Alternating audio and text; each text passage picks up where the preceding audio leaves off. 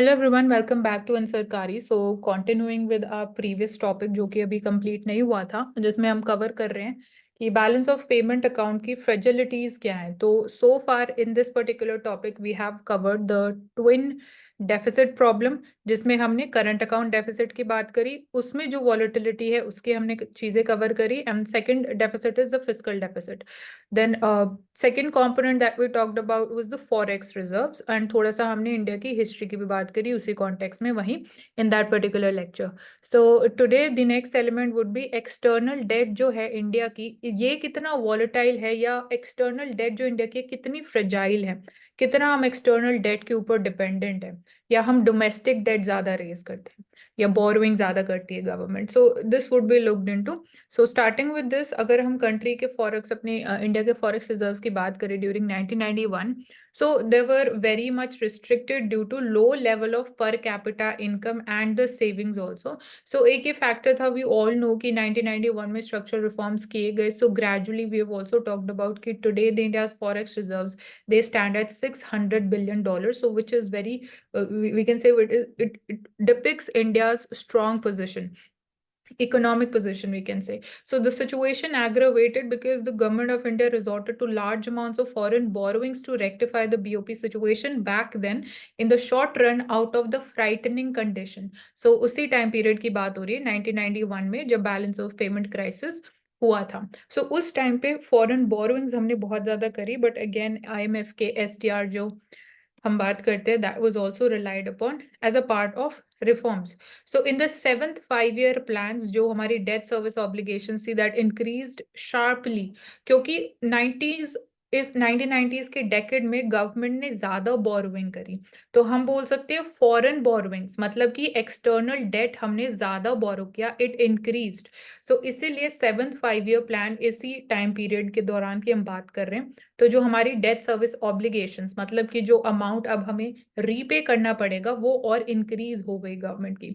So this increased sharply because of the stiffer average provisions जो थे. Even जो हमने बोरो की, पैसा बोरो किया so as to again support our economy, उसमें भी जो कंडीशंस थी वो बहुत ज्यादा स्ट्रिक्ट थी. हम बोल सकते हैं स्ट्रिक्ट इन द सेंस जो इंटरेस्ट रेट था वो बहुत ज्यादा था, और जो कंडीशंस आपको पहले मीट करनी थी to borrow that particular amount, even वो कंडीशंस भी बहुत स्ट्रांग थी. तो अगेन ये भी इंडिया के लिए एक प्रॉब्लम रहा, बिकॉज हमारे पास उस टाइम पे बस यही ऑप्शन था कि हमें एक्सटर्नली बोरो करना पड़ेगा, क्योंकि domestically our economy was fragile at that particular point of time.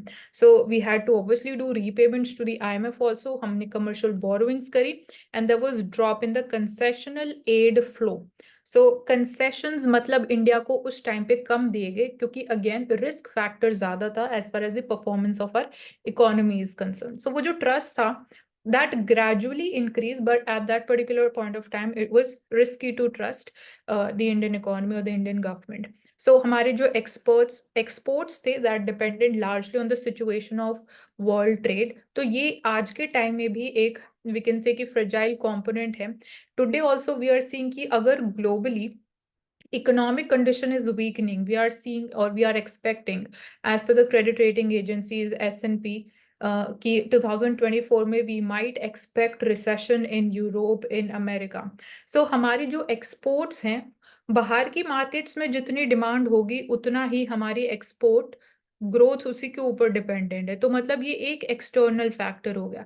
जब हम बात करते हैं इंडियन इकोनॉमी रेजिलियंस, तो रेजिलियंस को ये वीकन करता है. जितना ज्यादा हमारी इकोनॉमी की परफॉर्मेंस बाहर के फैक्टर्स पर डिपेंडेंट होगी, बाहर की मार्केट्स पर डिपेंडेंट होगी, उतना ज्यादा हमारा रेजिलियंस कम होगा, एंड उतनी ज्यादा फ्रेजालिटी इंक्रीज होगी. सो ये एक इम्पॉर्टेंट फैक्टर आज के टाइम में भी हमें देखने को मिल रहा है, स्पेसिफिकली जो गुड्स के एक्सपोर्ट है. So we were chiefly primarily product exporters उस टाइम पे भी, और हमने ये एरिया कवर कर लिया है कि करंट अकाउंट डेफिसिट सबसे बड़ा कंपोनेंट इंडिया में बैलेंस ऑफ ट्रेड डेफिसिट है. ट्रेड में हम कवर करते हैं trade of divisibles, trade of goods, merchandise trade की हम बात कर रहे हैं. सो जो प्राइमरी प्रोडक्ट हम एक्सपोर्टर्स हमारे प्राइमरी प्रोडक्ट्स के ऊपर डिपेंडेंट है, for which fluctuations in prices are very high in the entire world market. So इसमें प्राइसेस में भी ज्यादा वॉलेटिलिटी है, सो फ्रेजिलिटी और इंक्रीज हो जाती है। So primary products exporting country generally they have unfavourable terms of trade. Unfavourable terms of trade मतलब again that is not in favour of the exporting country. जो प्राइसेस हैं या जो फैक्टर्स है, क्योंकि वो एक्सटर्नल फैक्टर्स के ऊपर डिटरमाइन हो रही है चीजें। So income of primary product जो एक्सपोर्ट करते हैं लोग, उनकी इनकम भी उस वजह से अनस्टेबल और लो हो जाएगी। तो एक तरीके से हम बात कर सकते हैं कि ये की विशियस साइकिल है पूरी, कैसे ये इम्पैक्ट करती है।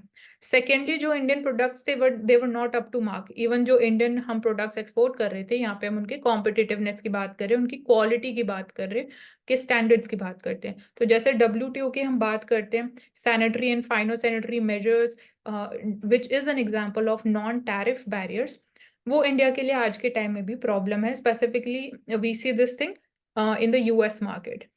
सो यहाँ पे वही quality and standard so as to sustain in the world market. So ये सारे फ्रजाइल कंपोनेंट्स हैं।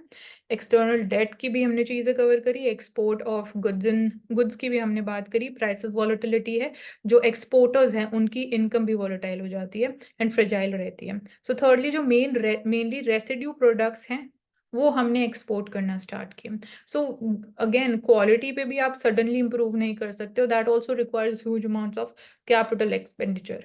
तो cumbersome procedures थे, rules regulations for licenses, licence Raj की बात करते हैं, which was again abolished during 1990s. So it served as disincentives for the exporters. So आज today we talk about कि कैसे ईज ऑफ गवर्नेंस हम इम्प्रूव कर रहे हैं। So with the help of technology and online registration, single window platforms are being opened up. And then यहाँ पे एक स्कीम भी है, I think exactly, remission of duties for exports. This is the scheme which is provided. Then domestic inflation further diminished the competitiveness of Indian exports. So inflation कैसे हमारे competitiveness को impact करती है? Aushik, can you explain this thing कि inflation का कैसे impact होता है कॉम्पिटिटिवनेस ऑफ एक्सपोर्ट्स पे? If there is an increase in inflation, then the export decreases competitiveness, क्योंकि इन्फ्लेशन बढ़ने से जो परचेजिंग पावर ना वो बढ़ जाता है। तो अब बताओ। नहीं, इन्फ्लेशन बढ़ने डायरेक्ट। से जो हम गुड्स एक्सपोर्ट कर रहे हैं उसका प्राइस इंक्रीज हो जाएगा ना, तो इसलिए इंटरनेशनल हाँ, मार्केट में भी उन गुड्स का प्राइस मार्केट में हाँ इंक्रीज हो जाएगा।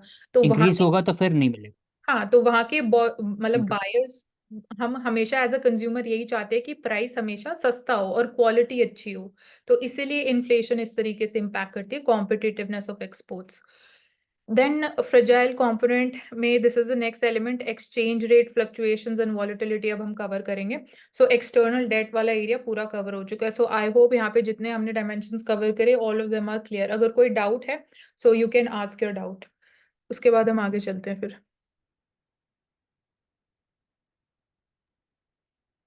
So if you have any doubt you can ask, otherwise we can move forward। No पांची। Okay, we can move forward।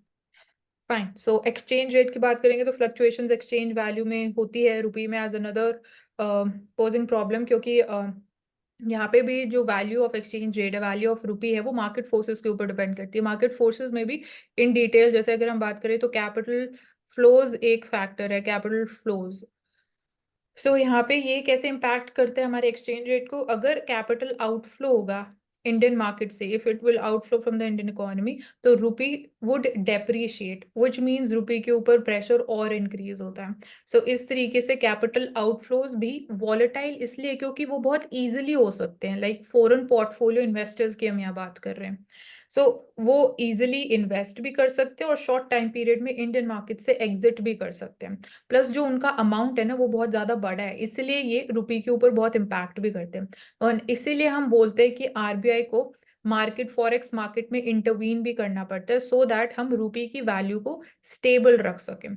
So steady devaluations to promote exports enhance the amount of external debt. So इस point में हम ये बोल रहे हैं कि devaluation basically it is done deliberately by the central bank of a country। so devaluation is again, अगर हम रुपी सपोज $1 के against if the value is rupees 80 and after devaluation the value would be sorry this is rupees 85. So ये होता है devaluation के बाद. So this is the impact.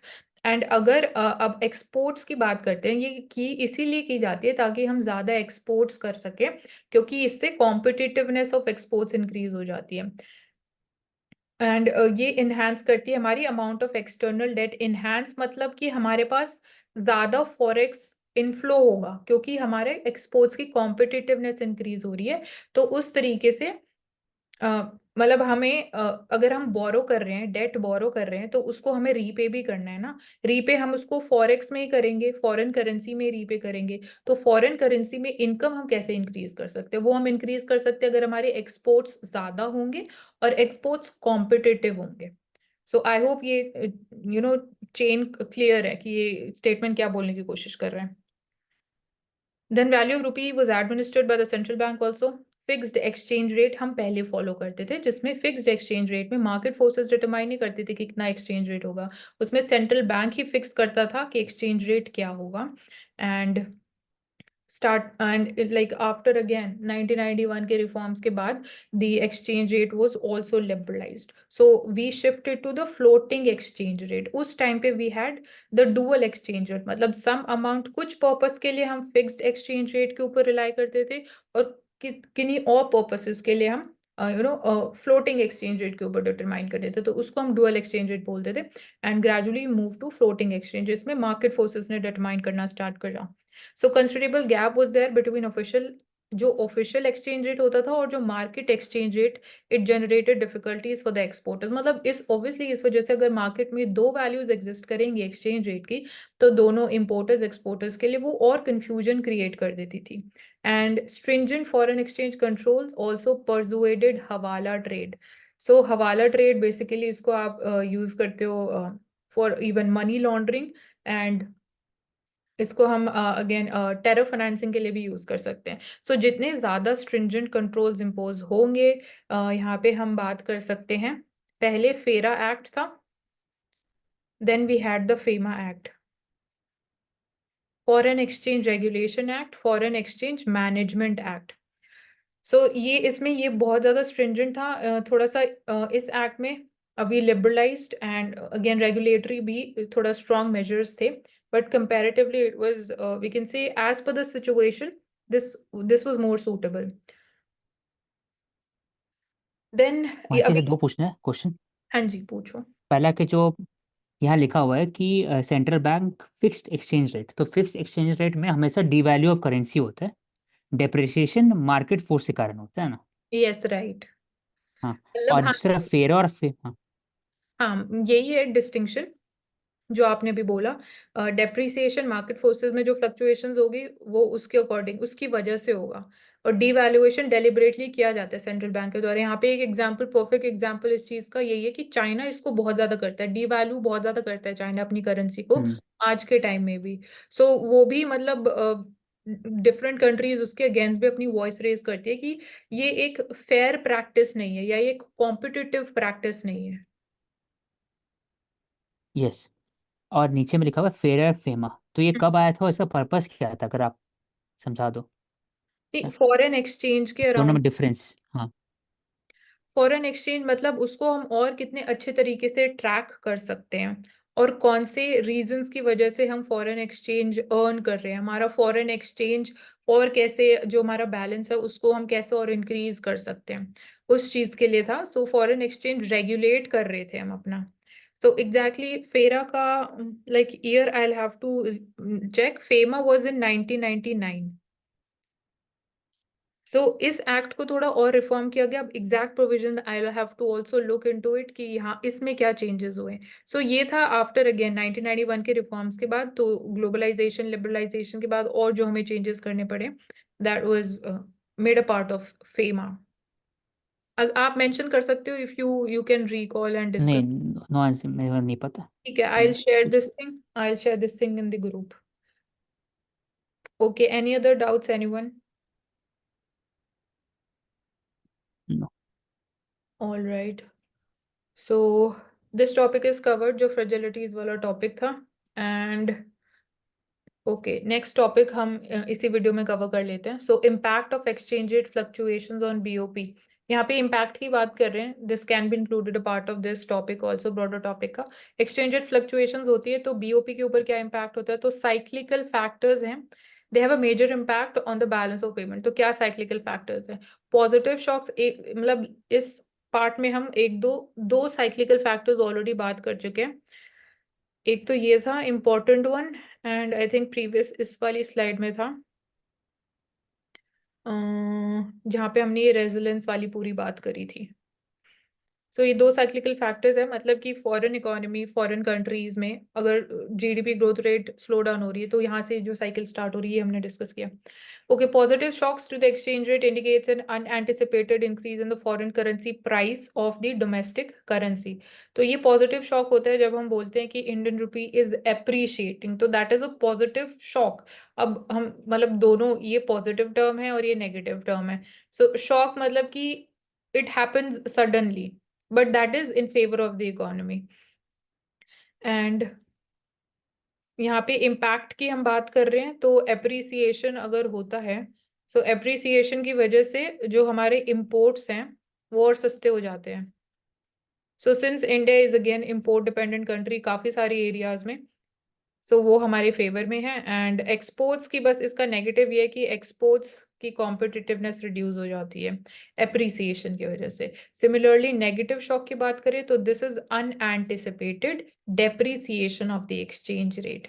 मतलब यहाँ पे शॉक इसलिए कि ये अनएंटिसिपेटेड था, ये सडनली हो गया किसी और फैक्टर की वजह से। सो नेगेटिव में डेप्रिसिएशन की हम बात करेंगे। सो ये हम बात कर चुके हैं, एक्सपोर्ट्स कॉम्पिटिटिव हो जाएंगे और इम्पोर्ट्स जो हैं value would increase. So imports को हम इसको बोलते हैं imported inflation also increases because of depreciation of the Indian rupee.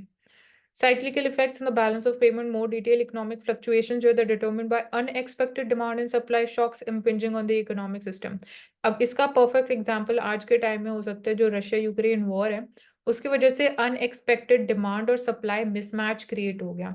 यहाँ पे एक और एग्जांपल हो सकता है ओपेक, जो डिसीजंस लेता है of reduction in the crude oil supply और द प्रोडक्शन, तो उसकी वजह से भी डिमांड सप्लाई मिसमैच बहुत ज़्यादा हो जाता है। सो वो जो शॉक्स हैं दे ऑब्वियसली इम्पैक्ट हमारे जो इकोनॉमिक ग्रोथ है, क्योंकि अगेन क्रूड ऑयल हम बात करते हैं तो majorly we are importing around 87 to 88% of the crude oil to meet our domestic needs. So अगर सप्लाई कम होगा तो prices would go up, and वो अगेन हमारा इम्पोर्ट बिल इंक्रीज करेगा। इम्पोर्ट बिल इंक्रीज होने की वजह से करंट अकाउंट डेफिसिट जो वो और इंक्रीज हो जाएगा, हमारे फॉरेक्स रिजर्व्स और रिड्यूस हो जाएंगे, क्योंकि price of crude oil increase हो रहा है तो हमें ज्यादा फॉरेक्स रिजर्व पे करने पड़ेंगे क्योंकि हम उसको इम्पोर्ट कर रहे हैं, तो बेसिकली खरीदने के लिए अगेन फॉरेन करेंसी में पे करेंगे। एंड इसके लिए अगेन इस फ्रेजिलिटी को कम करने के लिए हम क्या सोल्यूशन है, औशिक आप कोई सोल्यूशन बता सकते हो इस फ्रेजिलिटी को कम करने के लिए इन टर्म्स ऑफ मनी, सिर्फ मनी के कॉन्टेक्स्ट में? बताओ मानसी। फॉरेन करेंसी में हमें पे करना पड़ रहा है, तो आज के टाइम में हम बात कर रहे हैं internationalisation of rupee. Masala bond वही उसका, हाँ। हाँ, मसाला बॉन्ड तो नहीं। अलग हो गया। हाँ। हाँ, मतलब एक पार्ट है। Hmm. Yes. Internationalisation of rupee is one of the solutions जो कि अगेन हमने अप्लाई भी किया है। इसका एग्जांपल कहाँ अप्लाई किया है क्रूड ऑयल के कॉन्टेक्स्ट में? रशिया में खुद। भी। यस हाँ। राइट, रशिया से हमने डिस्काउंटेड क्रूड ऑयल इंपोर्ट किया है आफ्टर द रशिया और यूक्रेन वॉर। उस और वजह से। Egypt has bot hmm. wheat from India हाँ in rupees. वही। ठीक है, एक इजिप्ट का एग्जांपल हो गया, all right. Then accounting relationship in the balance of payment indicates that a deficit in the current account, it may either be associated with an increase in the financial balance or reduction in the foreign reserves। ये वही बात हो गया, मतलब deficit की वजह से foreign reserves भी हमारे कम होंगे और फिजिकल बैलेंस पे भी इम्पैक्ट होगा क्योंकि हमें ज्यादा पैसा पे करना पड़ रहा है, आउटफ्लो हो रहा है पैसे का। So here we focus on the fluctuation the current account balance and to measure underlying components जो एक्सपोर्ट्स एंड इम्पोर्ट्स है। करंट अकाउंट के दो कंपोनेंट हैं of goods and services. So also fluctuations of financial balance and two major underlying components जो net flows of direct investment and net flows of portfolio and other financial derivatives. तो ये FDI की बात हो रही है, यहाँ एफपीआई की बात हो रही है। ये इसकी जो एफए वाली फ्रेजिलिटी है मैं बता चुकी हूँ, कैपिटल आउटफ्लोज बहुत इजीली हो सकते हैं जो शेयर मार्केट से होते हैं, जो आज के टाइम में भी इफ आई से since 2022 it is happening at a major scale. So overall 2023 में भी FIIs भी हम term use करते हैं, foreign institutional investors, they have been exiting, अगर net sense में मैं बात करूं, from the Indian market. And this we cover in the newspaper also. So determinants of the domestic cyclical fluctuations. So अभी तक हमने foreign cyclical fluctuations की बात करी है. Domestic cyclical fluctuations की अगर हम बात करें, वो भी impact करती है हमारे balance of payment को. And how it impacts? तो it includes aggregate domestic demand में अगर changes हो रहे हैं, which is closely tied to the state of the business cycle. So suppose aggregate domestic demand अगर हमारी suppose increase हो रही है, और प्रोडक्शन कैपेसिटी ऑब्वियसली हम सडनली उसको इंक्रीज नहीं कर सकते, ये एक लॉन्ग टाइम टेकिंग प्रोसेस है, क्योंकि इसके लिए हमें huge amount of capital expenditure करना पड़ेगा, नई फैक्ट्रीज बिल्ड करनी पड़ेगी, मशीनरी बाय करनी पड़ेगी। तो अगर सपोज शॉर्ट टाइम पीरियड में कुछ ऐसा फैक्टर है जिसकी वजह से डोमेस्टिक डिमांड इंक्रीज हो जाती है, तो वो जो एक्स्ट्रा डिमांड इंक्रीज हुई उसको मीट करने के लिए हमें इम्पोर्ट और ज्यादा करना पड़ेगा। इम्पोर्ट ज्यादा करना पड़ेगा तो हमारा डेफिसिट और इंक्रीज होगा। तो इस तरीके से ये इम्पैक्ट करती है domestic cyclical fluctuations. And during a boom यही है कि output growth, price inflation increase हो सकती है। तो मतलब दो तरीके से इम्पैक्ट करेगा, क्वांटिटी भी ज्यादा इंपोर्ट करनी पड़ेगी और उसकी वैल्यू भी ज्यादा होगी, क्योंकि डिमांड इंक्रीज हो रही है कंपेयर टू द सप्लाई। तो सप्लाई कम है, डिमांड ज्यादा है, तो naturally according to the law of demand prices would go up. So to capture these fluctuations, the relative prices and in turn competitiveness, real effective exchange rate is used. So यहाँ पे अगर हम difference की बात करते हैं real और nominal, इसके ऊपर ऑलरेडी प्रीलिम्स में क्वेश्चन आ चुका है। तो रियल इफेक्टिव एक्सचेंज रेट में हम बात करते हैं, बेसिकली इसमें inflation is taken into account. Real में how we calculated nominal minus the inflation rate, ये एक बेसिक फॉर्मूला है। इवन जीडीपी की भी जब हम बात करते हैं, नॉमिनल जीडीपी, रियल जीडीपी, तो that's how we calculate it. So Mansi, this is NEER और REER, हाँ, है ना? Right right. सो रियल में बेसिकली हम हमेशा बोलते कि कितना अमाउंट ऑफ गुड हम बाय कर सकते हैं at the real effective exchange rate, वो हमें पता लगता है। और नॉमिनल में हम हमेशा वैल्यू के टर्म्स में बात करते हैं। तो energy price, it may determine both the current and the financial accounts of the industrial and developing countries through trade and financial. Energy price again, crude oil prices भी impact करते हैं specifically for the importing nations. Then जो current account, अगर current account की बात करें, current account the balance of payment should be sensitive to the domestic economic conditions. So domestic और foreign economic conditions दोनों इम्पैक्ट करती हैं। ये थोड़ा सा रेपिटेटिव है। Current account balance of most industrial countries have responded to changes in real GDP growth rate. So ये वही है, मतलब business cyclical fluctuations, this is because जो इन्वेस्टमेंट और इम्पोर्ट्स है that likely to increase during an economic boom. अगर suppose domestically economic growth increase हो रही है, स्पेसिफिकली रियल जीडीपी में अगर हमें ग्रोथ देखने को मिल रही है, तो इसका मतलब कि हमें इंपोर्ट ज्यादा करना पड़ेगा, हमें और ज्यादा इन्वेस्टमेंट चाहिए to meet up the demand. And बाकी एरियाज में भी हमें और इन्वेस्टमेंट चाहिए considering the future growth. So उसकी वजह से अगेन हमारे बीओपी के ऊपर इम्पैक्ट बिल्कुल होता है। And this, we could expect a domestic boom to have a negative effect on the current account balance, raising the imports of goods and services. So this is exactly what we have understood in the form of explanation previously. Domestic inflation usually increases with the improved domestic growth also. क्योंकि domestic growth अगर हो रही है तो domestic inflation कैसे increase हो सकती है उसकी वजह से? Because अगर domestic growth है तो demand भी increase होगी, डिमांड इंक्रीज होगी तो इन्फ्लेशन इंक्रीज होगी। And there are two channels through which domestic inflation affects the export growth. So inflation export growth पे कैसे इंपैक्ट करेगी? एक होता है स्केल फैक्टर, जिसमें हम क्वांटिटी की बात करेंगे स्केल फैक्टर में, और प्राइस, दो ही तरीके हो सकते हैं। तो फॉर्मर में मतलब स्केल की अगर हम बात करें, इकोनॉमीज ऑफ स्केल जो हम बोलते हैं, it suggest an increase in the export growth with improved economic conditions. So ये पॉजिटिव इंपैक्ट हो गया कि अगर सपोज इकोनॉमिक ग्रोथ इंप्रूव हो रही है तो स्केल फैक्टर में हम एक्सपोर्ट और ज्यादा कर पाएंगे, वो हमारी इकोनॉमी के लिए बेनिफिट है। एंड डोमेस्टिक प्राइस इन्फ्लेशन उसकी वजह से भी हो सकती है ये प्राइस चैनल सेकंड तरीके से जो इम्पैक्ट हो सकता है, क्योंकि ये यही बोला कि डिमांड इंक्रीज होगी तो inflation would go up. So concurrently due to the latter effect in higher price inflation it decreases the export competitiveness. तो in terms of quantity export increase होंगे, बट अगेन एक्सपोर्ट के ऊपर price inflation की वजह से competitiveness would reduce. तो net effect depend करेगा किसकी वैल्यू ज्यादा है, कि जो क्वांटिटी में ज्यादा ग्रोथ हुआ है कि प्राइस में ज्यादा ग्रोथ हुआ है. So that's there. Real exchange rate अगर इंक्रीज हो रहा है तो it means real appreciation and it is likely to decrease the competitiveness. So वो ये अल्टीमेटली अप्रिसिएशन और डिप्रिसिएशन जिस तरीके से इम्पैक्ट करेगा, अब यहाँ पे चाहे रियल हो या नॉमिनल हो, इम्पैक्ट सेम रहेगा. सो अप्रिसिएशन अगर होता है रियल इफेक्टिव एक्सचेंज रेट का, तो it is expected to worsen the trade balance. Because worsen क्यों होगा? Aushik, can you explain the reason क्यों वर्सन होगा? रियल एक्सचेंज रेट बढ़ रहा है तो इसका मतलब कि आपका जो इन्फ्लेशन है वो इम्पैक्ट किया कर रहा है, तो आपका जो एक्सचेंज रेट का डिफरेंसेस है वो कम रहेगा, तो वर्सन हो सकता है इससे। Appreciation of appreciate. कॉम्पिटिटिवनेस कम हो जाता है ना, अप्रिशिएट कर रहे हैं तो हाँ, appreciate. Competition of the. Export की कॉम्पिटिटिवनेस वुड रिड्यूस. फिर इसका opposite is also true. Financial account जो थर्ड अकाउंट है, थर्ड कंपोनेंट हम बोल सकते हैं करंट अकाउंट, कैपिटल अकाउंट और फाइनेंशियल अकाउंट, बट मोर और less usually we talk in the sense of distinction between current account and capital account. So impact of cyclical factors here they are harder to predict. तो एक यही अपने आप में fragile component हो गया कि इसको प्रिडिक्ट करना ही बहुत डिफिकल्ट टास्क है. So increase in real effective exchange rate अगर होता है, इट मे इम्प्रूव और वो वर्सन भी कर सकता है हमारा फाइनेंशियल बैलेंस. और एप्रिसिएशन अगर होता है एक्सचेंज रेट का, तो it may signal the strength of the domestic economy which further increases the net financial inflow. अब ये इसके भी दो इम्पैक्ट हो सकते हैं. सी, अगर एप्रिसिएशन हो रहा है एक्सचेंज रेट का, तो इसका मतलब ये है कि हमारी डोमेस्टिक इकोनॉमी बहुत स्ट्रांग है. उसकी वजह से we can attract the FPI also and FDI also into the economy, क्योंकि इन्वेस्टर कॉन्फिडेंस और इंक्रीज होगा इंडियन इकोनॉमी में. जो हम आज के टाइम में भी बोलते हैं कि India still we would remain as a bright spot economically in the world, even if we are expecting recession in Europe और America.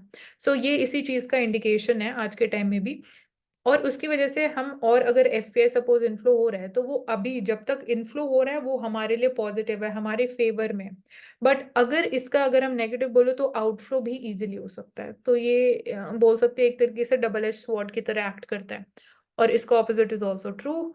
And this scenario is consistent with the reduction in the net financial inflows also. मतलब ये opposite case में, appreciation के case में ऐसा होता है. So that's all in this particular lecture. और जो टॉपिक्स हमने कवर करे, अब हम लाइक कोई भी डाउट है so we can cover that up. तो बाकी सब, Divya, Prerna, Anchal, any doubts? No doubts from my side.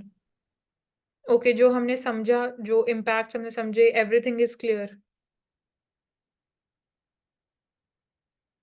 Yes. Okay, ठीक है. दिव्या, आपको बोलना है कुछ? No, Mansi. ठीक है. औशिक, कोई डाउट कुछ भी? डन। ठीक है. So thank you so much for joining us on Ansarkari, and most probably in the next or next to next lecture we'll be covering up all the prelims questions regarding to the topic of balance of payments as well, so as to again have a flashback, and we'll be able to have more clarity about कि किस nature of किस तरीके के questions पूछे जाते हैं, जिस तरीके से हम concepts cover कर रहे हैं, क्या उस clarity के through हम questions को correctly attempt कर पा रहे हैं, नहीं कर पा रहे हैं. So stay tuned for that, and thank you so much for joining Ansarkari.